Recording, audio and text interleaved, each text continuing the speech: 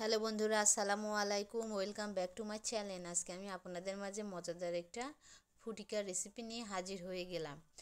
আমের এই সিজনে অনেক অ্যাভেলেবল আম পাওয়া যায়। সেই আমটা দিয়ে আজকে আমি আপনাদের মাঝে ফুটিকার রেসিপিটা শেয়ার করব। এদিকে আমি একটা পাকা আম আর একটা কাঁচা আম নিয়েছি। আমি ধুয়ে পরিষ্কার করে কেটে নিয়েছি। দেখুন, পাকা একটা আম নিয়েছি, কাঁচা একটা আম আমি কেটে পিস পিস করে কেটে নিয়েছি। দুটাই কেটে নিয়েছি। এখন আমি এটা সিদ্ধ করে নেব। আমি এখন একটা কড়াই নিয়েছি, কড়াইয়ের মধ্যে আমি ঢেলে দিয়ে আর এর মধ্যে 1 লিটার পরিমাণ আমি পানি দিয়ে দিব।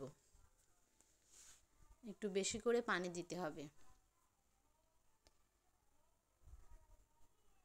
দেখুন, আমি অনেকটা পানি দিয়ে দিয়েছি। এখন সিদ্ধ হওয়া পর্যন্ত আমি রান্না করে নিব।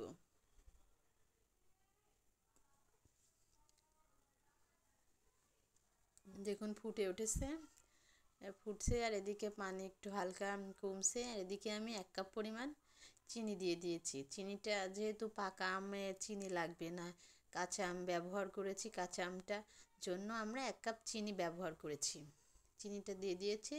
এখন দিয়ে আমি আমটা আরও সিদ্ধ হওয়া পর্যন্ত সিদ্ধ করে নেব, কাঁচা আমটা সিদ্ধ হওয়া পর্যন্ত। দেখুন, আমার আমটা অনেক সুন্দরভাবে সিদ্ধ হয়ে গেছে। এবার আমি নামিয়ে নিব, নামিয়ে ঠান্ডা করে নিব। ঠান্ডা করে আমি ব্লেন্ড করে নিব।